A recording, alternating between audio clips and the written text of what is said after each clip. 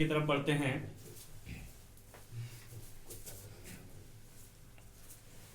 Find the value of sine 45 degree.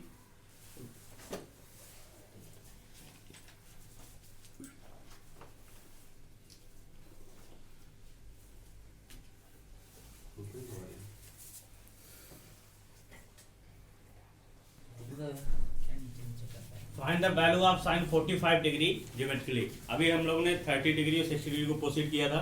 अब इस पे बात करते हैं। इसके लिए बस थोड़ा आपको लर्निंग है, स्टेप ध्यान रखना है कि isosceles right angle triangle consider करना है। कौन सा ट्रायंगल करना है?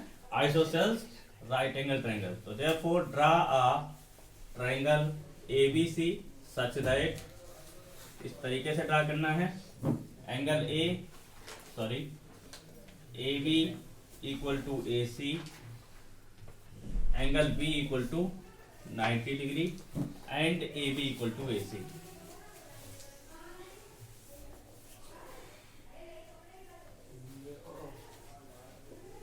ABC ये 90 डिग्री है, BC और AB इक्वल है। इसमें AB और BC ये दोनों आपके इक्वल हैं, तो ये आइसोसेल्स राइट एंगल ट्रायंगल हो गया।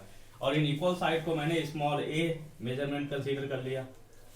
ठीक है, ट्रायंगल कैसा है? राइट एंगल ट्रायंगल है। तो in triangle ABC AC square equal to AB square plus BC square, AC square equal to small a plus small a, AC square equal to 2a square, AC equal to √2a,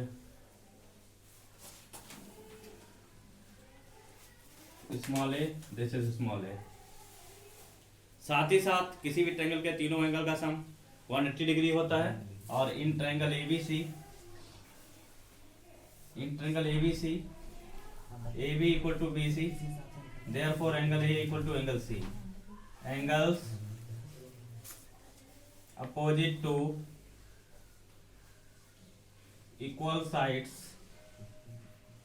are equal. Equal side के opposite angle आपस में equal होते हैं, तो angle A और angle C दोनों आपस में इक्वल हो जाएंगे। Now in triangle ABC angle A plus angle C plus angle B equal to 180 degree by the triangle angle sum property. Angle A plus angle C plus 90 gives you 180 degree, therefore angle A plus angle C equal to 90 degree. This is equation 2। अब from दो angles हैं जो आपस में equal हैं और उनका सम भी 90 है, तो इसका मतलब क्या हो गया कि angle A equal to angle C दोनों में 45 डिग्री। एंगल A और C दोनों कितना हो जाएगा? 45 डिग्री हो जाएगा। इक्वल भी है और सम भी बराबर है, यानी कि ये 45 डिग्री मेजर का हो गया और ये एंगल 45 डिग्री की मेजर का हो गया।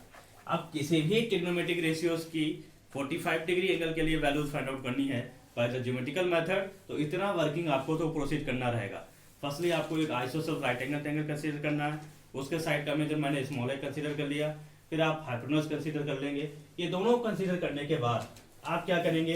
एंगल्स को इक्वल दिखाएंगे। They have the measure 45 degree 45 degree.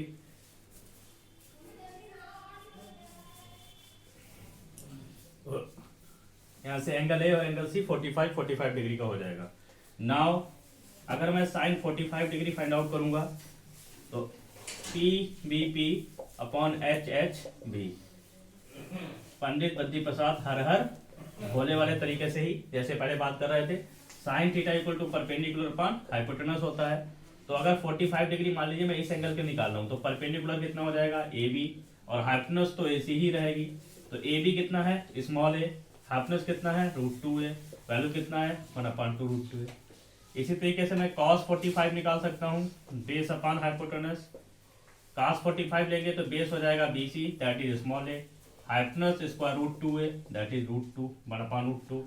Similarly tan 45 degree, ये इसके एंगल ले रहे हैं, तो perpendicular AB, perpendicular upon base, perpendicular AB, that is small a। Base कितना है? That is also small a, value 1। इसी तरीके से बचे हुए 3 ट्रिग्नोमेट्रिक रेशियोज की आसानी से हम वैल्यू निकाल सकते हैं। यानी कि अगर आपके पास क्वेश्चन ये है, find the value of sine 45 degree, tan 45 degree, cosec 45 degree, किसी भी ट्रिग्नोमेट्रिक रेशियो के 45 डिग्री के एंगल के लिए, तो आपको सिंपली ये सारा प्रोसीजर इस तरीके से करना है और आफ्टर दैट आसानी से आप उसकी वैल्यू निकाल सकते हैं। ये भी क्वेश्चन लॉन्ग में ही आता है, यानी कि 3 मार्क्स में ही आता है एग्जामिनेशन के अंदर। Find the value of sin 45 degree या tan 45 डिग्री, ज्योमेट्रिकल मेथड है, ज्योमेट्रिकली फाइंड आउट करिए। आई होप आपको क्लियर हुआ होगा। Thanks for watching.